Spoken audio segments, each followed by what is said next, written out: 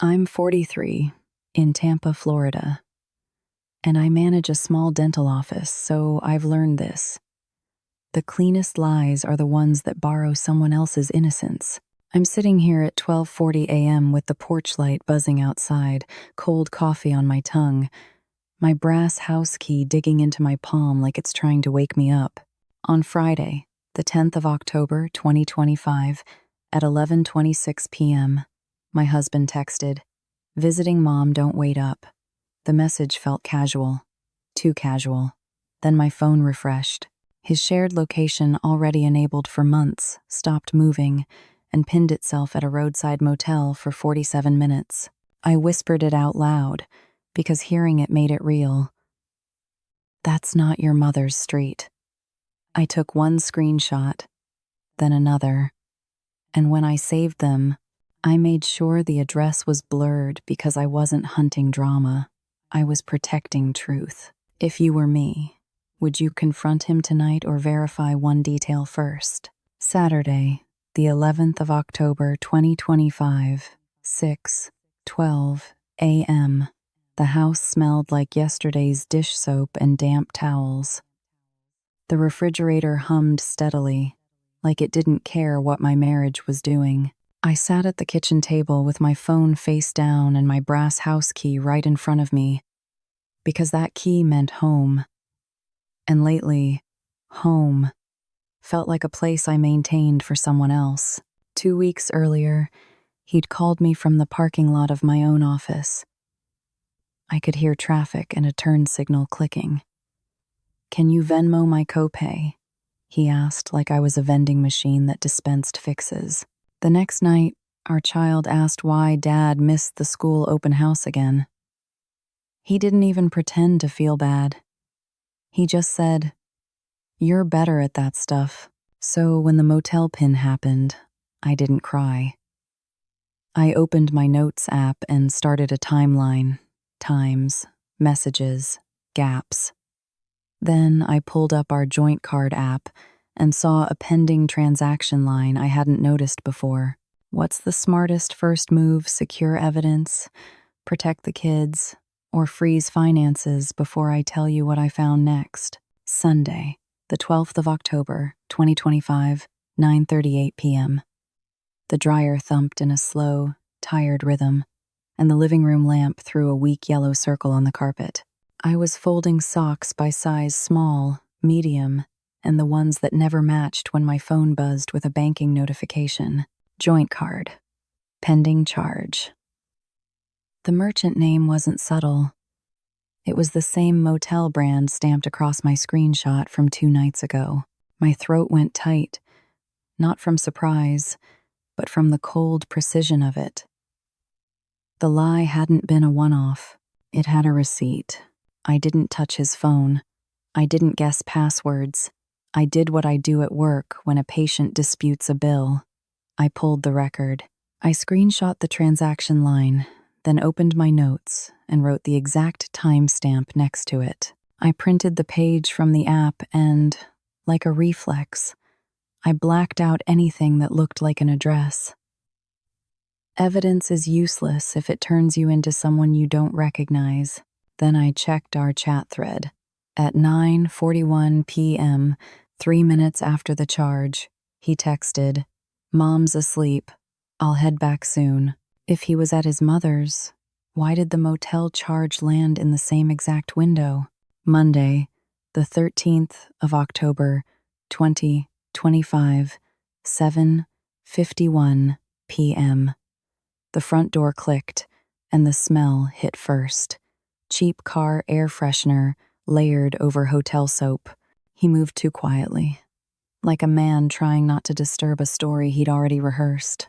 I stayed seated at the table, brass house key under my fingers, the metal cool and steady. I didn't accuse. I didn't raise my voice. I slid my phone across the wood, screen face down. "Help me understand something," I said. "Where were you Friday night at 11:26? He didn't ask why. He didn't look confused. He exhaled through his nose, stared at the ceiling like I was exhausting him, and said, You're acting paranoid. I flipped the phone over. The blurred screenshot showed the pinned motel dot. Then I showed the pending motel charge with the time.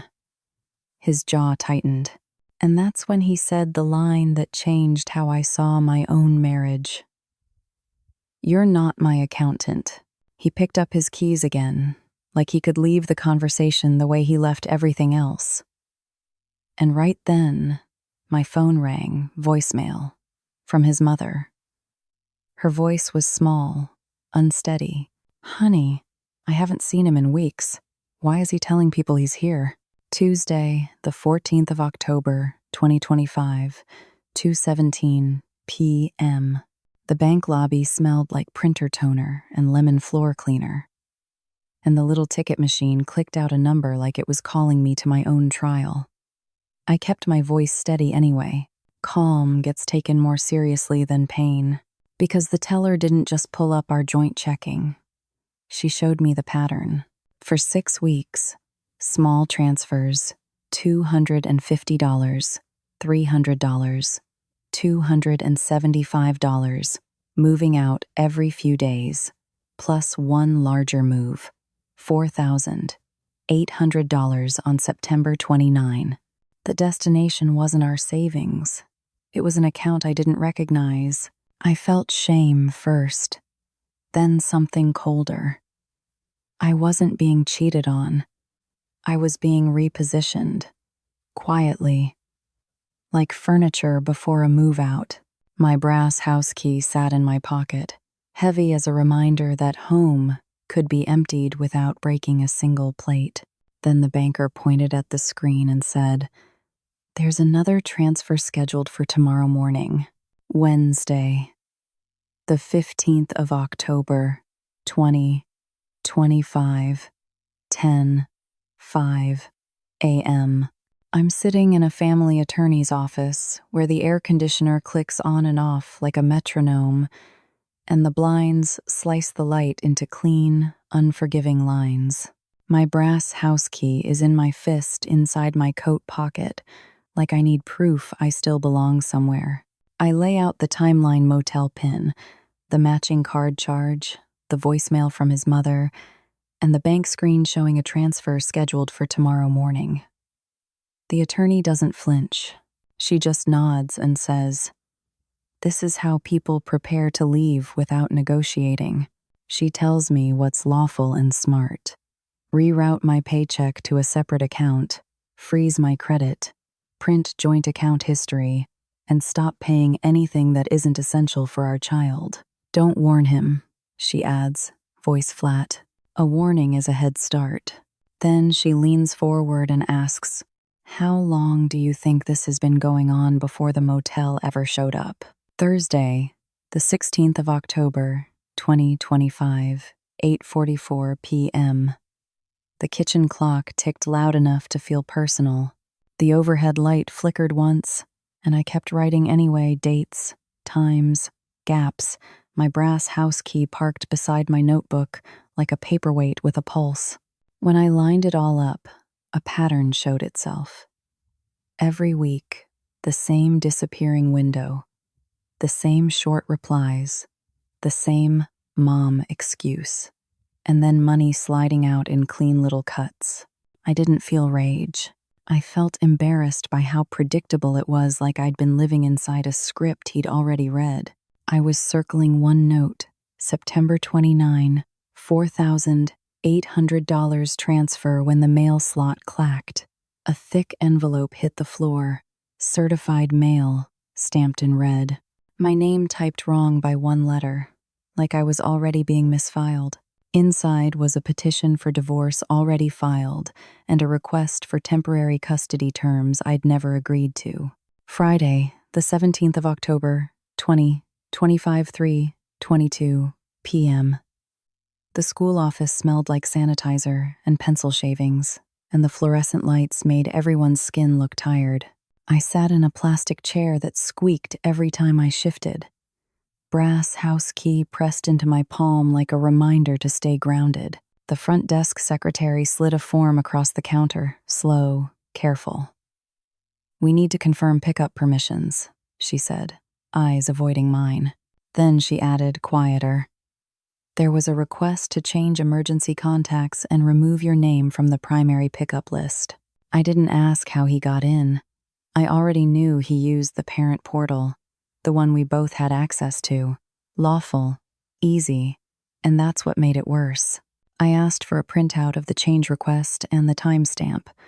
I asked them to follow policy. No removals without both parents present. The secretary nodded, then said the sentence that turned my stomach cold. He told us, "You were moving out this weekend." So why was he setting the stage at the school before he ever told me?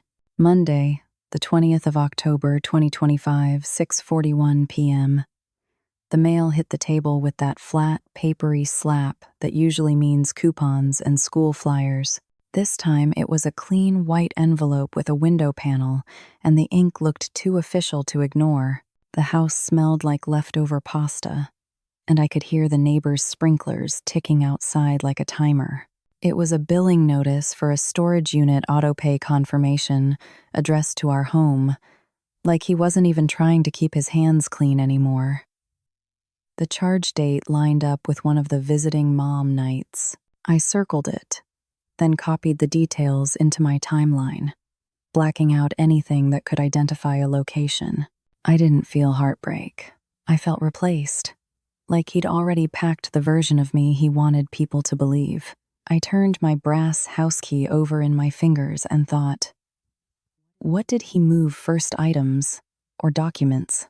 Because the next morning, my attorney scheduled something I couldn't afford to walk into unprepared. Tuesday, the 4th of November, 2025, 9:10 a.m.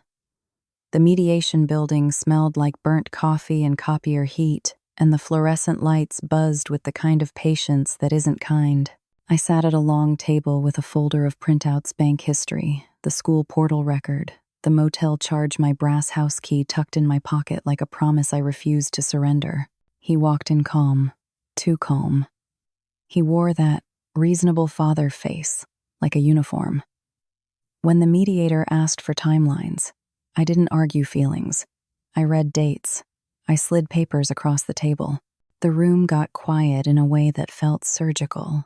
Then his attorney mentioned marital property already secured off-site. Like it was normal, like I should have known. The mediator looked up and asked, "What storage unit are we talking about?" My husband's eyes flicked to me for half a second, just long enough to confirm there was something in that unit he didn't want said out loud. Friday, the 14th of November, 2025, 1:33 p.m. The hearing room was cold enough that my skin stayed tight under my blouse, and every paper shuffle sounded like it had a microphone. I sat with my attorney, brass house key in my pocket, thumb rubbing the ridges until they felt like proof I was still steady. His financial disclosure packet finally came in formal, stamped, and boring in the way truth usually is. The $4,800 transfer wasn't for his mom. It matched a deposit and first month's rent for a new address, plus storage fees that started weeks before the motel pin ever showed up. Then the judge asked about the storage unit, and his own inventory list was read out loud. Boxed kitchenware, framed photos, duplicate copies of our child's documents, items you don't move unless you're building a second life. He tried to smile and said, "She's overreacting." The judge didn't look up. "Answer the question," she said. And then the court asked the one detail that could expose who helped him. Who co-signed that lease? Wednesday, the 3rd of December 2025, 5:48 p.m. Dusk turned the street outside my house a muted silver, and the wind pushed dry leaves across the driveway like they were trying to leave too. Inside, the air smelled like lemon polish and fresh paper, my attorney's copies stacked neatly, the final temporary orders clipped clean. The outcome wasn't dramatic. It was structured. A custody schedule that couldn't be rewritten through a portal. Financial restraints that stopped the quiet drains. A requirement for full disclosure, with consequences for games. No speeches, no revenge, just boundaries that held. On camera, I can admit the hardest part. The motel pin hurt, but the paperwork hurt more because it proved he'd been planning to erase me from my own life while I was still packing lunches and paying bills. That night, I stood at my front door with the brass house key and turned it once, slow. Not to lock him out, to let myself back in. If you're living with a lie, the lesson is simple. Don't chase closure, build clarity on paper while you still can.